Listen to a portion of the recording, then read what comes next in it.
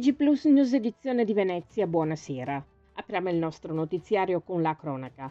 Il patriarca Francesco Morali e la Chiesa che è in Venezia si uniscono al cordoglio e alla preghiera della Chiesa universale, profondamente rattristati per per la notizia della morte del Santo Padre Francesco.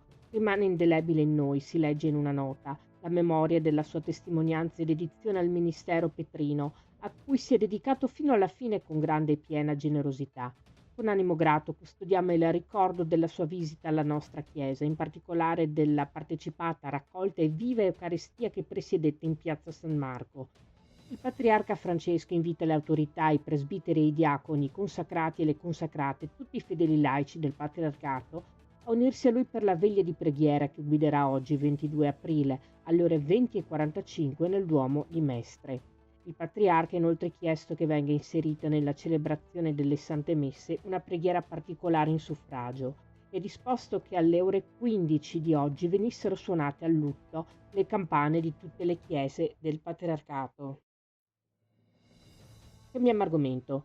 Venerdì 25 aprile 2025 ricorre l'80° anniversario della Liberazione.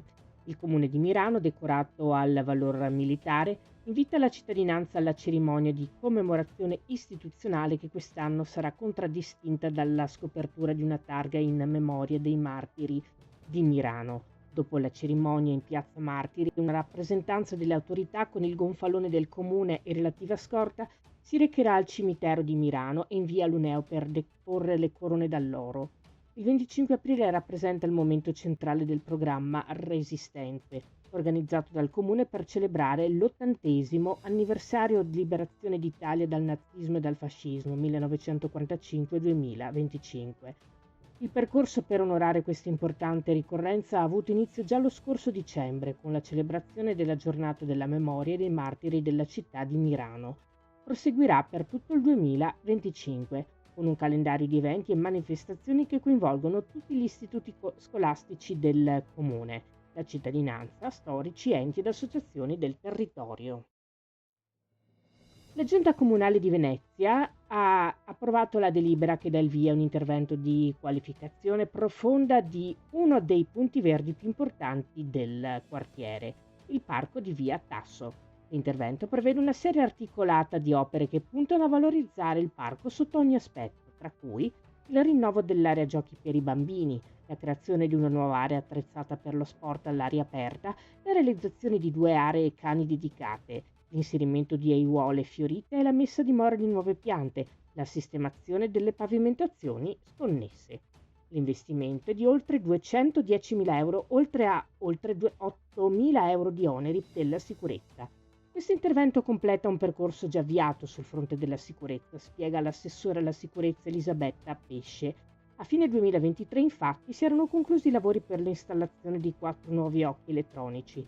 Le telecamere connesse alla centrale operativa del Tronchetto permettono alla polizia locale di operare da remoto in stretta sinergia con Polizia di Stato, Carabinieri e Guardia di Finanza, rappresentando uno strumento prezioso anche in caso di indagini giudiziarie. E si terrà domenica 4 maggio la 40ª edizione della marcia non competitiva Camminà Perciosa e Marina. E la città di Chioggia si appresta ad accogliere migliaia di appassionati podisti per questo evento ludico motorio a passo libero aperto a tutti, anche a persone con disabilità. I podisti con partenza dall'Isola dell'Unione dalle 8 alle 9 potranno scegliere tra 2 percorsi, uno di 6 km e uno di 15 km, attraversando calli, ponti e punti caratteristici del centro storico di Chioggia. L'anello dell'Usenzo, la spiaggia e la diga di Sottomarina avendo da un lato la laguna sud di Venezia e dall'altro lato il mare Adriatico.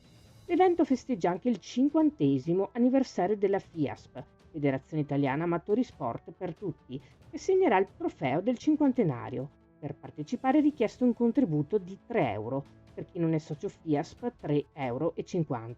La chiusura delle iscrizioni per i gruppi è alle 14 del 3 maggio. Per i singoli è possibile iscriversi anche sabato 3 maggio all'Isola dell'Unione dalle 10 alle 18 e domenica 4 maggio fino alle 9. Info www.cavallimarini.it e nella pagina Facebook ASD Marathon Cavalli Marini. Si chiude qui il nostro notiziario. Grazie per averci seguiti. Arrivederci.